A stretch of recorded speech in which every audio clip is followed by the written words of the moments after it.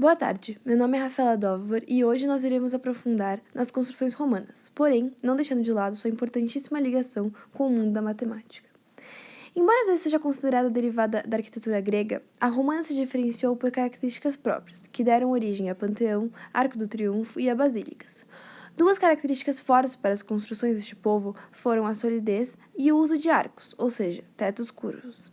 Construções importantes foram executadas na época da República e do Império. Panteão é um exemplo da forte solidez das construções dos romanos, já que se encontra em perfeito estado de conservação até os dias de hoje. Por essa singularidade arquitetônica, eu decidi fazer pesquisas para adquirir mais conhecimento sobre tais construções, e assim poder relacioná-las à matemática, que obviamente está presente em diversos fatores do processo. Quando os romanos iam trabalhar em suas construções, um dos primeiros passos para a execução da tarefa era medir as terras que seriam usadas para construir suas estruturas.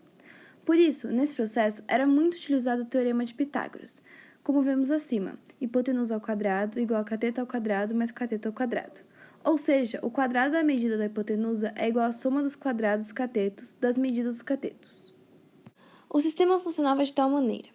Com as medidas feitas a partir de uma corda, os romanos eram capazes de saber as medidas exatas do cateto, e assim, com o teorema de Pitágoras, eles eram capazes de descobrir a hipotenusa para assim medir seus terrenos. Outro método muito importante que está ligado à construção romana é a medida das áreas das estruturas.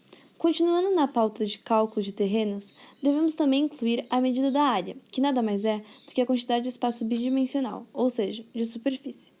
Nas construções romanas de basílicas, por exemplo, era muito comum que as formas fossem muito geométricas, e por isso a medida de uma área exata é muito importante. Arcos são muito utilizados nas estruturas, e para medir um círculo, que de certa forma é um tipo de arco, a execução da área é utilizada. Neste caso, deve-se saber a forma para calcular a área de um círculo, que é A igual a π vezes r ao quadrado. Após a execução desse cálculo, era possível medir o tamanho do arco para a construção, e assim reproduzir diversas vezes, já que em alguns casos a medida era a mesma. Além disso, a área não era só utilizada para a medição de círculos, mas era também calculada em ambientes retangulares, quadrados e triângulos. No ambiente retangular, basta multiplicar a base pela altura. Já no ambiente quadrado, é só multiplicar lado vezes lado. E no ambiente triangular, basta só multiplicar a base pela altura e dividir tudo por 2. Ângulos são fatores muito importantes para uma boa execução de uma estrutura. Todo ângulo possui dois lados e um vértice. Os lados são as semirretas que o determinam. Dependendo da abertura de tais semirretas, o ângulo pode variar o seu grau. Isso faz total diferença no momento de planejamento da construção. Existem diversos tipos de ângulos, entre eles o ângulo agudo, o ângulo reto, o ângulo obtuso ou o ângulo raso. Os ângulos determinam e caracterizam muitas formas geométricas. Dependendo do grau do ângulo imposto, ele caracteriza um tipo de forma. Ou seja, se em um quadrado obtermos todos os ângulos a 90 graus, teremos uma de suas características de acordo.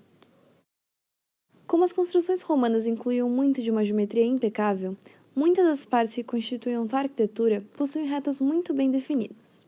As tais retas que formavam colunas, por exemplo, eram totalmente relacionadas ao cálculo matemático de qual seria o tipo de reta. Há muitas classificações de retas que poderiam ser usadas nas construções feitas pelo povo romano.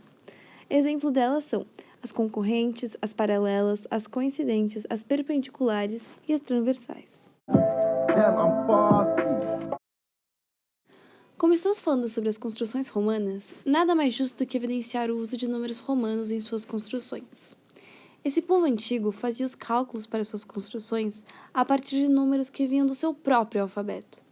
No sistema de numeração romano, se aparecerem os mesmos valores juntos, estes são somados, como vemos acima.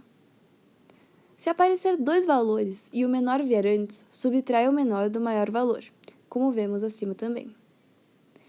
Se aparecer dois valores diferentes e o menor vier após o maior, somam-se os valores como vemos acima. Como os números romanos eram muito difíceis de executar uma multiplicação tradicional, este povo usava ábacos, mesas onde desenhavam linhas que representavam ordens numéricas, movimentando fichas que, dependendo da posição do tabuleiro, representavam determinados valores.